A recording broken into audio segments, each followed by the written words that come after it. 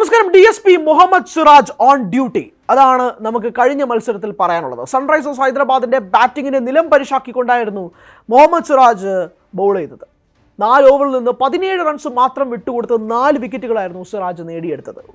അദ്ദേഹത്തിൻ്റെ കരിയറിലെ തന്നെ IPL കരിയറിൽ തന്നെ ഏറ്റവും മികച്ച ബൗളിംഗ് ഫിഗേഴ്സ് ആയിരുന്നു അത്. 4 ഓവേഴ്സ് 17 റൺസ് 4 വിക്കറ്റ്സ്.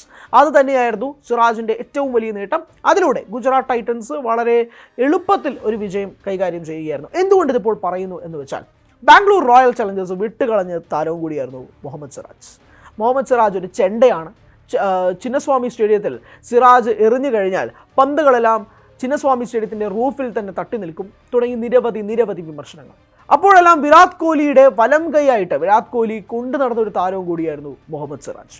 IPL താരലേലത്തിൽ വന്നപ്പോൾ പോലും സിറാജിനെ റൈറ്റ് ടു മാച്ചിലായിട്ടെങ്കിലും RCB വിളിക്കും എന്ന് കരുതിയിരുന്ന RCB ആരാധകരുണ്ട്. എന്തിനാണ് സിറാജിനെ വിട്ടുകളഞ്ഞത്? സിറാജ് ചെണ്ടയാണെങ്കിൽ പോലും വിക്കറ്റുകൾ വീഴ്ത്തുന്നില്ലേ എന്നൊരു ചോദ്യം ഉയരുന്നുണ്ടായിരുന്നു. ഇത്തവണത്തെ ചാമ്പ്യൻസ് ട്രോഫിയിൽ പോലും സിറാജിന് പ്ലേസ് ഇല്ലായിരുന്നു. സിറാജിന് അത് വലിയ വിഷമം ഉണ്ടാക്കിയിരുന്നു എന്നുള്ളത് വാസ്തവമാണ്. പക്ഷേ ഗുജറാത്ത് ടൈറ്റൻസിലേക്ക് വന്നതിന് ശേഷം അൺലീഷിംഗ് സിറാജിനെയാണ് നമ്മൾ കണ്ടത്, അല്ലേ?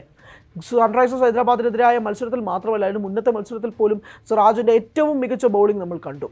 അതായത് ബാംഗ്ലൂരിൽ കണ്ട ചെണ്ട സിറാജ് അല്ല, ഇത് പുതിയ സിറാജ്, അൽ സിറാജ് എന്നൊക്കെ പറയുന്നത് പോലെ സിറാജിൻ്റെ ഒരു പുതിയ വേർഷനാണ്. മുഹമ്മദ് സിറാജ് 2.0 ആണ് നമ്മൾ കാണുന്നത്. ഗുജറാത്ത് ടൈറ്റൻസ് പിഴിഞ്ഞെടുക്കുകയാണ് ആ മുഹമ്മദ് സിറാജിനെ, വേണ്ട രീതിയിൽ ഉപയോഗിക്കുകയാണ് ക്യാപ്റ്റൻ ശുഭ്മാൻ ഗിൽ. അത് തന്നെയാണ് കഴിഞ്ഞ മത്സരത്തിലും തോന്നിയത്. കൃത്യമായ ലൈനും ലെങ്ത്തിലും എറിഞ്ഞുകൊണ്ട് വിക്കറ്റുകൾ ഉന്നം വെച്ചുകൊണ്ട് സിറാജ് എറിയുന്ന ഓരോ പന്തും തീയുണ്ടയായി മാറുന്ന കാഴ്ചയായിരുന്നു. അത് ഗുജറാത്ത് ടൈറ്റൻസിന് എത്രമാത്രം ഉണർവേകുന്നുണ്ടെന്ന് അറിയാമോ? മറുഭാഗത്ത് നിഷാന്ത് ശർമ്മ റൺസുകൾ വിട്ടുകൊടുക്കുന്നുണ്ടെങ്കിൽ ഈ ഭാഗത്ത് അത് പിടിച്ചു കെട്ടി വിക്കറ്റുകൾ വീഴ്ത്താൻ മുഹമ്മദ് സിറാജിനെ പോലൊരു താരത്തിന് സാധിക്കുന്നുണ്ട് എന്നുള്ളത് തന്നെയാണ് ഗുജറാത്തിന് ഏറ്റവും കൂടുതൽ അനുഗ്രഹമായി മാറുന്നത് ഈ സീസണിൽ എന്നുള്ളത് വ്യക്തമാണ്.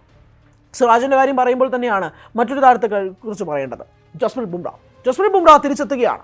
റോയൽ ചലഞ്ചേഴ്സ് ബാംഗ്ലൂരിനെതിരായ മത്സരത്തിൽ മുംബൈക്ക് വേണ്ടി ഇന്ന് ജസ്പ്രീത് ബുംറ കളത്തിലിറങ്ങുമ്പോഴേക്കും ഒരുപാട് പ്രതീക്ഷകൾ ബുംറയ്ക്ക് മേൽ വെക്കുന്നുണ്ട് എന്നുള്ളതും വാസ്തവമാണ്. കാരണം മുംബൈക്ക് ആ താളം തെറ്റിക്കഴിയുകയാണ്. മുംബൈ പരാജിതരായി തുടരുകയാണ് ഈ സീസൺ.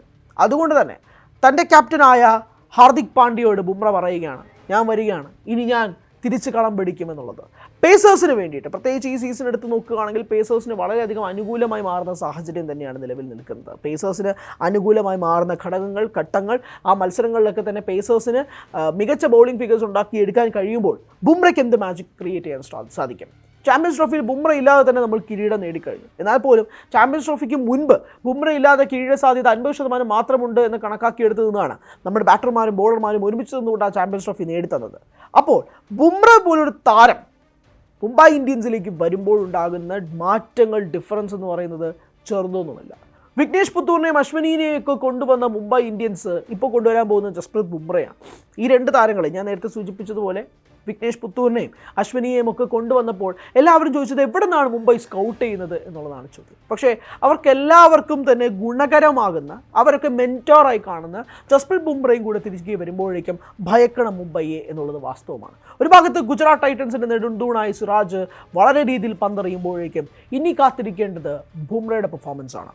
പരിക്കിൽ നിന്ന് മുക്തനായി ബുംറയ്ക്ക് എത്രമാത്രം പ്രഹരശേഷി മുംബൈക്ക് വേണ്ടി കൊണ്ടുവരാൻ സാധിക്കുമെന്നുള്ളത് കാത്തിരുന്ന് കാണാം.